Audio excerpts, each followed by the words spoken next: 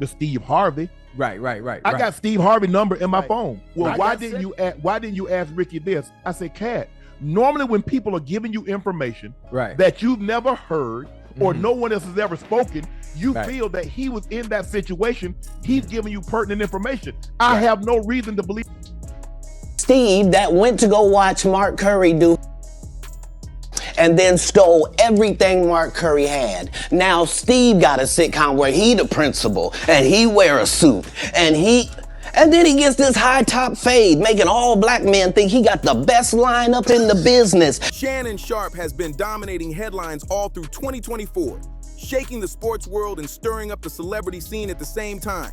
Ever since his jaw-dropping interview with Katt Williams went viral, he hasn't been able to escape the spotlight, and the streets can't stop talking. His podcast has become a hot seat for big names to spill secrets, but that one Katt Williams sit down, it changed everything, for better and for worse. Now Shannon's finally admitting the pressure that came with that viral moment. In a deep convo with Cam Newton, he opened up about how things took a wild turn right after Katt's episode. He said straight up that Katt warned him this would happen, that speaking on industry secrets was like poking the bear. And now Shannon's living that warning with some of Hollywood's biggest names suddenly pulling out of interviews at the last minute. Scared of the smoke that comes with being on his show, Shannon even looked back and confessed, "I didn't realize it would cause such a ripple. I didn't think it would move me in this direction, but I'm glad it did." He admitted he never expected the backlash to hit him so hard. But Katt was right. Katt told him this would put him in a whole new dimension, and now Shannon says, "People are definitely coming for me." That's not just talk. He's dealing with real pushback. So he and I have a different type of relationship than the other guys. Right. But do I talk to Steve Harvey? Absolutely. Yeah. Have he invited me to his farm in Atlanta? Yeah. From whispers in Hollywood to powerful names in entertainment trying to shut doors in his face. But here's the twist. Shannon ain't backing down. He's standing tall and promising to keep pushing forward no matter who's against him. And now the biggest question in the air, did Steve Harvey himself really step in and try to cancel Shannon's podcast? The idea of one of TV's biggest legends going after Shannon has the industry buzzing. And if it's true, this feud could shake the game in ways nobody saw coming. So buckle up, because what's about to unfold is straight up shocking. Let's break it down from the very beginning. How did this whole mess between Steve Harvey and Shannon Sharpe even start? What most people forget is that Steve Harvey and Shannon Sharpe had already linked up before all the chaos. On Club Shay, way before the Katt Williams firestorm, Steve sat down for what became Shannon's most watched interview ever, pulling in over 8 million views. The two chopped it up about life, struggle, and comedy history. But that sit-down didn't age the way anyone expected. During that interview, Steve got real emotional, pulling back the curtain on his early struggles. He admitted he was once living out of his car for 3 whole years while chasing his dream of comedy. Harvey explained how those dark days lit a fire in him, driving him to grind harder than anyone else. Fans praised him for the raw honesty, seeing his story as proof of perseverance, inspiration, and the price of chasing greatness. Steve didn't stop there. He also took it back to the legendary Kings of Comedy tour.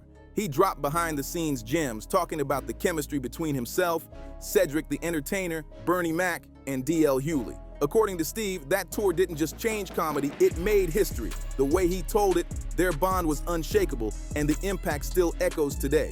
But then came the Katt Williams earthquake, and suddenly, Steve's polished image didn't look so solid anymore. Katt never wanted to hold back, threw shade right at Steve. He straight up questioned if Harvey's homelessness story was exaggerated and even claimed his spot on Kings of Comedy wasn't as legendary as Steve made it sound. Katt hinted that Harvey was rewriting his past, and those claims spread like wildfire online. And it didn't stop there. Other voices chimed in, whispering that Steve had even stolen certain stories to build his brand. Suddenly, what was once seen as motivational started looking like manipulation. The backlash was brutal, and the tension between Shannon and Steve got messier than ever. Rumors quickly hit the streets that Steve, along with a few of his powerful friends in Hollywood, might have tried to boycott Shannon's Club Shay. If true, that would mean this wasn't just beef over interviews, but a full-on attempt to shut down Shannon's momentum. And here's the kicker. This ain't even the first time Steve Harvey's been accused of bending the truth to fit his narrative. Katt Williams didn't just call out Steve Harvey's Hollywood stories. He even dropped a bomb about Steve supposedly sidelining his own brother on the Kings of Comedy tour. Let's spin it back to the early 2000s when Steve linked up with D.L. Hewley, Cedric the Entertainer, and Bernie Mac to form that legendary powerhouse. The tour was iconic, packed arenas, breaking records, money pouring in. But behind the laughter, jealousy was brewing. Word on the street was that Steve couldn't stand how Bernie Mac's unique style kept stealing the spotlight. Backstage whispers turned into real tension, and it wasn't long before cracks started showing. By 2003, the tour had lost steam, and Bernie Mac himself hinted at why. In a GQ interview, Bernie accused Steve of being jealous and even sabotaging his shot at movie roles. Imagine that. One king allegedly clipping the wings of another just to stay on top. Steve, clearly stung by the claims, fired back in a 2010 interview to defend himself. But let's be real, not everyone bought his side of the story.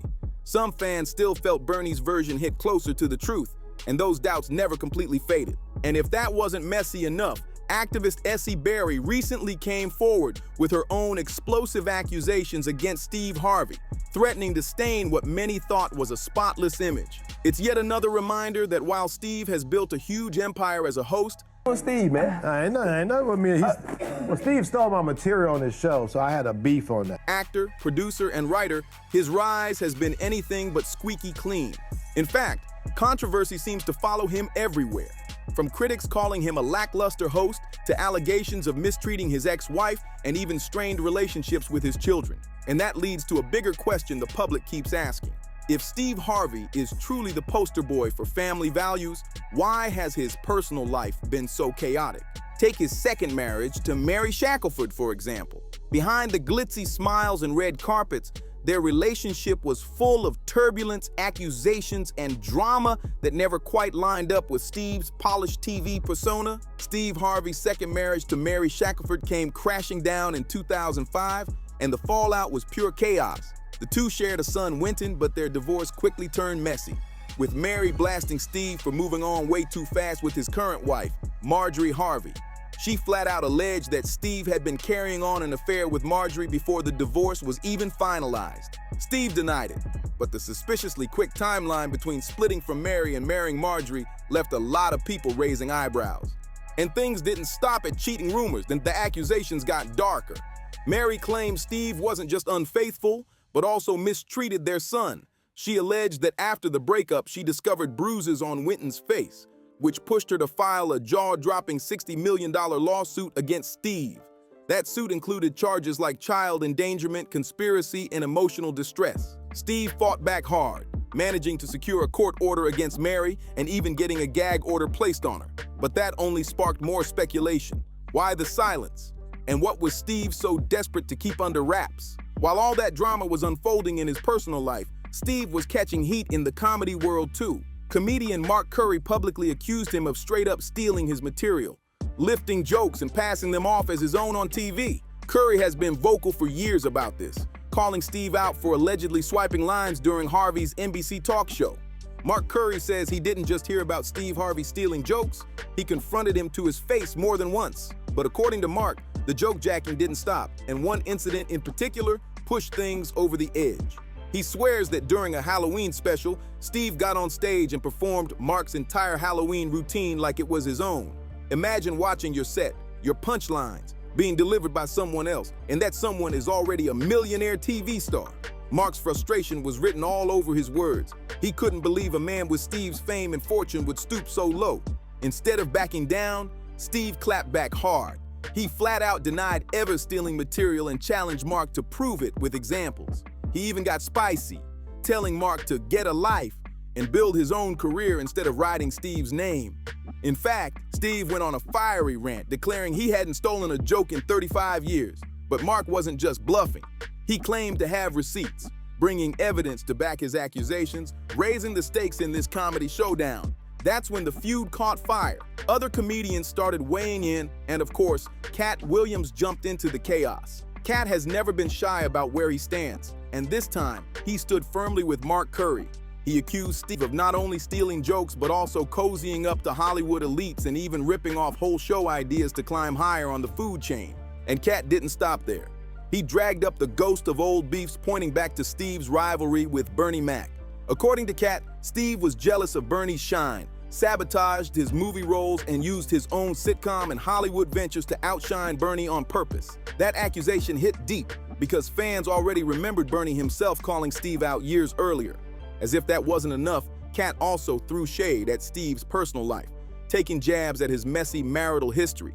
Katt alleged that Steve has been bending the truth for years about which wife actually helped him rise to the top. Katt Williams didn't hold back when he accused Steve Harvey of rewriting his own love life, downplaying one wife's role while boosting another. It was a direct hit on Steve's credibility, and it stirred up even more drama around his carefully polished family man image. And that wasn't the only shot Katt fired. His grudge against Steve runs way deeper than just jokes or personal shade. To really understand it, you got to rewind to December 2008, the night that lit the fuse on one of comedy's longest-running beefs. Back then, Katt and Steve were both giants in the game, running sold-out shows and building empires. But Katt decided to go nuclear, openly calling Steve out right before a huge Christmas season performance. It wasn't a small diss.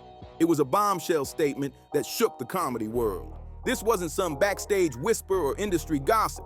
Katt went public making headlines and putting Steve right in the hot seat. For Katt, it was about proving he was sharper, funnier, and more authentic. And then he made it official with a bold, almost reckless challenge. He dared Steve Harvey to face him head-to-head on stage. Katt declared he could outshine Steve and snatch the crown of King of Comedy for himself. And the timing couldn't have been crazier. This wasn't during some random show. The challenge came right before a massive New Year's Eve event where both comedians were set to headline. That meant the stage was already built for a showdown, the crowd was ready, and all eyes were on them. When Jamie Foxx stepped into the mix, the feud exploded to another level. Back then, Jamie was running the airwaves as a popular radio host, and he played a clip of Katt Williams clowning Steve Harvey live on air. That move poured gasoline on the fire, making sure the whole country knew there was tension brewing. And just to twist the knife, Katt preemptively apologized before their joint comedy gig, not out of guilt, but as a slick setup for the showdown everyone was waiting for. When the big night finally hit, Katt Williams didn't pull a single punch. He hit the stage swinging, throwing razor-sharp jabs at Steve Harvey's reputation as a comedian.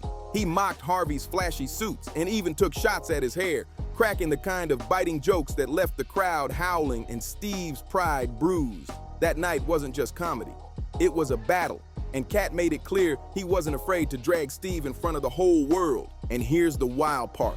Fast forward to today, and Katt still hasn't let up. In a fresh sit-down with Shannon Sharpe, Katt pulled back the curtain even further, making some of his boldest accusations yet. He painted Steve as having a shady past and hinted that Harvey's reputation behind the cameras was way darker than the smiling family man image on TV. Rumors have swirled for years about Harvey mistreating his own staff, especially after his talk show moved to Los Angeles. That's when a controversial memo allegedly leaked, and what it said was shocking.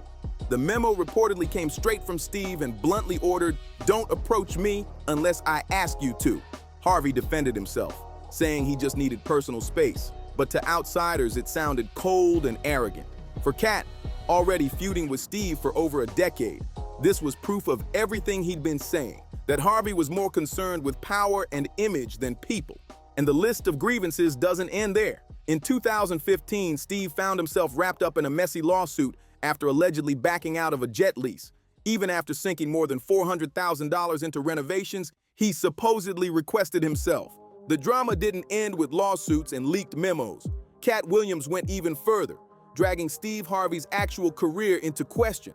Katt flat out accused Steve of stealing the concept for the Steve Harvey Show from Mark Curry's sitcom, Hangin' with Mr. Cooper. According to Katt, Steve didn't just borrow jokes, he copied whole blueprints, turning someone else's creative lane into his own empire.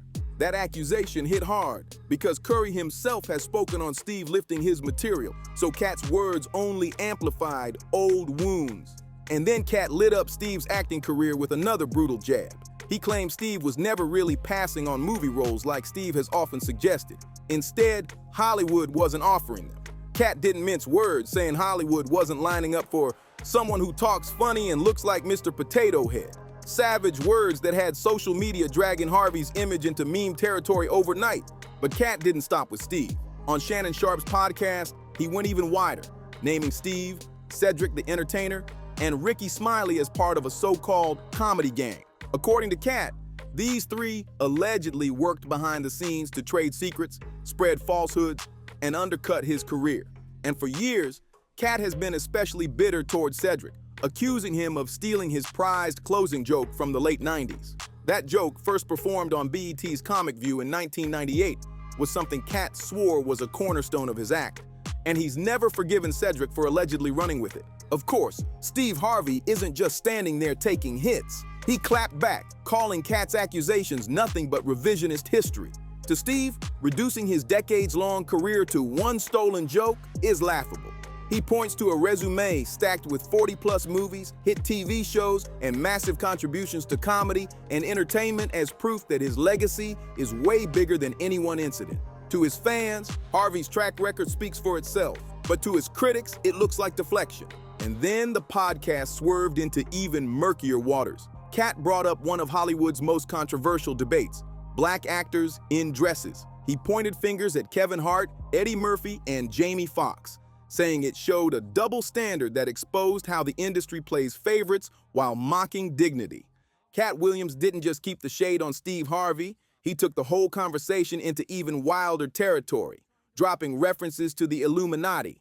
He suggested that a secret circle of powerful figures is pulling strings in the entertainment industry, influencing careers and manipulating artists from behind the scenes. And Katt didn't just drop this bomb for drama. He issued a warning to other black entertainers, telling them to stay sharp and not fall victim to these shadowy forces. But the most chilling part, Katt told Shannon Sharpe directly, but before the interview even aired, that Steve Harvey might try to come after him. According to Katt, once the episode hit, Steve could attempt to sabotage Shannon's podcast and maybe even put his reputation, or worse, his safety, in danger. Suddenly, this wasn't just celebrity gossip, it was a battle with real stakes, and the rumors swirling online only made it more intense. Shannon Sharpe has since admitted that the fallout from his viral sit-down with Katt has been heavier than he imagined.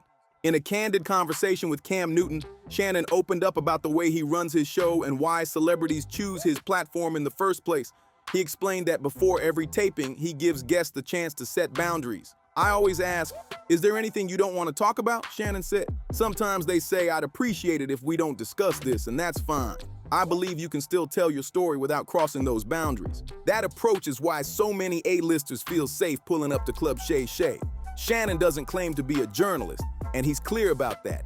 But he does pride himself on creating space for guests to be raw and real without the tabloid-style ambush. Ironically, it's that exact openness that allowed Katt to come through and drop some of the most explosive claims of his entire career. Even Shannon's producer admitted they knew the episode would pop, but no one expected it to blow up the way it did. The Katt Williams interview rocketed to nearly 8 million views, putting it neck and neck with Shannon's earlier interview with Steve Harvey. Nobody could have predicted what happened next. The Katt Williams interview didn't just do numbers, it shattered expectations. The episode skyrocketed to nearly 72 million views on YouTube, leaving Shannon Sharpe stunned. Overnight, Club Shay Shay wasn't just another podcast. It became the go-to stage for unfiltered, no-holds-barred conversations that celebrities couldn't get anywhere else. That success flipped the entire industry on its head. Advertisers and sponsors who once brushed Shannon off suddenly lined up at his door. Big-name stars who had been hesitant before now begged to get a seat across from him. The rise was so fast and so massive that Shannon himself admitted when Katt came on and did what he did, advertisers and sponsors had to take Club Shay Shay seriously. For all the doubters, they were forced to eat their words. But fame comes with a price, and Shannon started feeling the heat almost immediately. While fans were hyped, certain industry insiders weren't thrilled. The raw truths Katt spilled left powerful figures squirming, and instead of clapping back at Katt, they turned their fire towards Shannon. Suddenly, whispers of boycotts, closed doors, and sabotage moves started surrounding him. And leading the charge, Steve Harvey himself, who publicly accused Shannon of stirring controversy and throwing gasoline on comedy's messiest feuds. The ripple effect was brutal. While Shannon's podcast was hotter than ever, his own credibility was now under attack. Industry voices questioned whether Shannon was building a platform for truth or just exploiting chaos for clicks. For someone who built his show on trust and authenticity, that kind of backlash hit hard. Meanwhile, Steve Harvey wasn't letting Katt's bomb slide either. One of Katt's sharpest claims was that Steve's entire rags to riches story was fabricated, a myth polished up to sell inspiration. Steve fired back, standing firm that his story was real, his grind was authentic, and his success was earned. He flat out rejected any idea that he borrowed or twisted someone else's past to build his own. But here's where it got interesting. Steve never directly said Katt's or Shannon's names when he addressed the drama. Instead, he slid his rebuttals into cryptic rants on his radio show, dropping metaphors and indirect shots that everyone knew were aimed at them. He made it clear he wouldn't stoop to what he called petty disputes, but the timing and tone left no doubt about who he was talking about. This defensive posture showed Harvey's strategy: protect the brand at all costs. Rather than go head-to-head with Katt, he focused on keeping his image polished, emphasizing his decades of success and reminding the world just how much he's contributed to comedy and entertainment. But that only sparked more debate online. Fans wondered, if Steve's legacy is really that strong, why even respond at all? As this feud keeps twisting and turning, Steve Harvey is fighting tooth and nail to protect his legacy. On the surface, he's brushing off the drama with slick radio metaphors and polished statements. But behind the curtain, whispers say Harvey might be pulling strings, moving in silence to shut down Shannon Sharpe's podcast for good. The idea of a comedy king using his industry weight to cancel one of the fastest rising platforms out there has fans shook. Is Harvey really that threatened? Or is this just smoke and rumors? Now the real question, where does this battle end? Does Shannon's raw, unfiltered style keep winning over fans and sponsors, making Club Shay Shay untouchable? Or will the pressure from Steve Harvey and his Hollywood allies eventually box Shannon out of the game? The streets are buzzing, and only time will tell how far this power struggle goes. So, what's your take? Is Shannon destined to rise above all this chaos? Or is Steve Harvey too powerful to beat? Drop your thoughts in the comments below. And while you're here, make sure to like, share, and subscribe so you don't miss a single twist in this drama. Because trust me, it's far from over.